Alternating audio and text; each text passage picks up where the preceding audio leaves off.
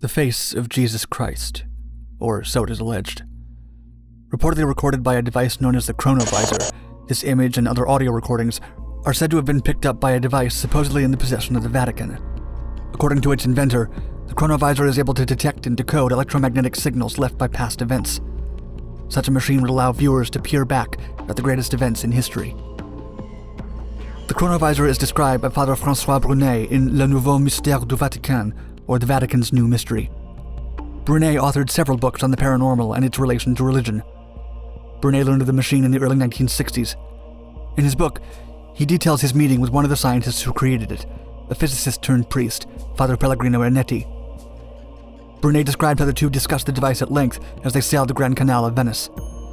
Ernetti claimed that a cabal of 12 of the greatest scientists in the world added to the Chronovisor's invention.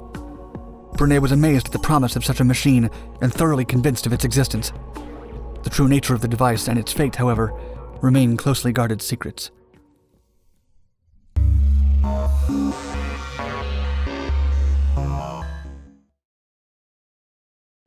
Papal secrets. The Chronovisor's most popularly agreed upon resting place is in one of the Vatican's secret vaults. The Vatican is said to house thousands, if not millions, of historical, biblical, and technological items deemed unsafe or unsuitable for public view and study. Deep in the Vatican archives, the time vision device is likely one of the best-kept secrets of the papal state. Furthermore, the device, believed to be Italian, allegedly verified the existence of Jesus Christ, and possibly some events in canonical texts. The Vatican Apostolic Archive, previously known as the Vatican Secret Archive, is the central repository for all acts promulgated by the Catholic Church. It's also a historical treasure trove. As sovereign of Vatican City, the Pope owns all the archive's materials for his tenure, which generally ends only after his passing. Banned books, correspondence from essential figures, and state papers from all around the world, as well as the records of some of the Vatican's more questionable endeavors, are housed here. Materials collected through the centuries are preserved in the best condition. Historically, access to the archives is hugely restricted. Pope Paul V separated the Vatican Library from its archives in the 17th century. This reduced the access scholars had to the Vatican's finds. Speculation surmises that this was done in response to the arrival of grave information. The archives were sealed until the late 19th century. At that time, Pope Leo XIII opened select text and areas to researchers. Now, roughly 1,000 scholars use the safeguarded documents each year. Nevertheless, policies still restrict forbidden material from seeing the light of day. Among them, a rule that documents from a pope's reign may only be uncovered 75 years after that pope's passing. Few exceptions to this rule exist. The most damning information involved the papacy of John Paul II. He allowed academics to examine historical records from the Secretariat of State concerning the relationship between Pope Pius XII and the German Third Reich. This was done to quash speculation of a deep connection between the two. Evidence of limited collaboration and protection of German war criminals has mostly cast a shadow over the conversation. Other attempts to open the archive have been made. Due to the popularity of the 2008 film Angels and Demons, which portrays the archives, the Vatican invited journalists in 2010 to give a more faithful report. In 2018, Pope Francis released documents to assist in the investigation of former Cardinal Theodore McCarrick, accused of sexual misconduct. Furthermore, Pope Francis announced more considerable efforts to permit analysis and research of materials from the Pope Pius XII era, examining the Church's role in Germany's Third Reich and supposedly dispelling myths about Pius's response and rumored passive endorsement of the Holocaust. Invention. Supposedly invented in the 1950s, the Chronovisor machine was developed by a secretive group of scientists, including Pellegrino Ernetti and Enrico Fermi. They sought to offer a window into the past. Still, many critics attacked Ernetti's credibility once he became a priest. An outdated point of view that scientists and priests have opposing goals ran counter to Ernetti's goal to find the mathematical in the occult, paranormal, or otherwise seemingly unexplainable phenomena. Enrico Fermi's credibility was cemented when he won the 1938 Nobel Prize for Physics for his, quote, demonstrations of the existence of new radioactive elements produced by neutron irradiation, and for his related discovery of nuclear reactions brought about by slow neutrons. According to Ernetti, the team of scientists included 12 well-known and celebrated figures, including the German scientist Werner von Braun. The scientists opted to remain anonymous. He was only able to reveal their identities after their passing. Fleeting and brief descriptions of what they created paint a picture of a device featuring several antennae and an array of specially treated metals, capable of receiving light and sound waves of every kind. Control mechanisms permit the user to tune the device to any time and place, using a screen and recording device to witness the past. Once the machine was finalized, a crowd reportedly gathered to watch in awe. The device generated images of ancient Rome, showed a performance of the long-lost Quintus Aeneas play Thyestes, and speeches by Mussolini and Napoleon. Skeptics have noted that no other confirmed accounts articulate this event. Others suspect witnesses were silenced by both the scientists and the Vatican. A possible explanation suggests witness testimony may have been buried in an unexplored section of the Vatican archives. Ernetti came forth with evidence of this alleged time machine.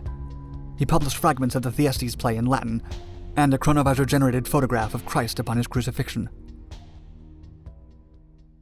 Strange associations. Fermi's scientific fame lent credibility to the Chronovisor.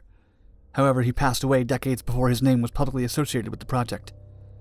The only other known scientist of note on the project was Wernher von Braun, a once member of the German Schutzstaffel and later a valued rocket scientist at NASA. He too passed decades before he could be linked with the Chronovisor.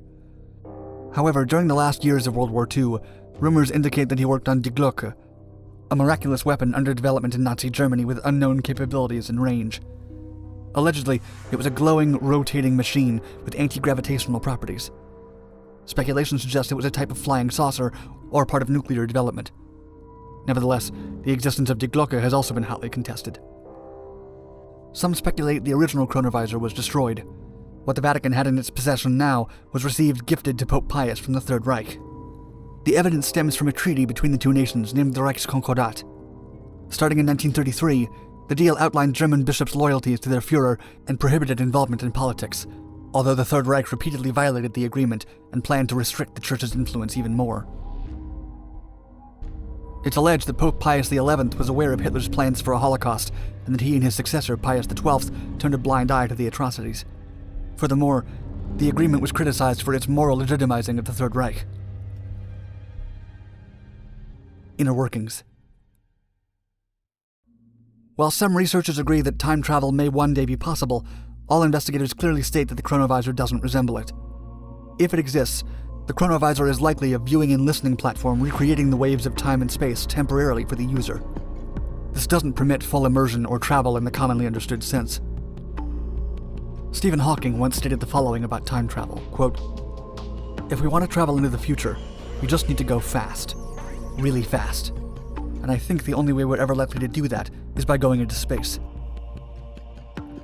Yet what the Chronovisor promises is a connection with time and space, rather than a journey with a destination.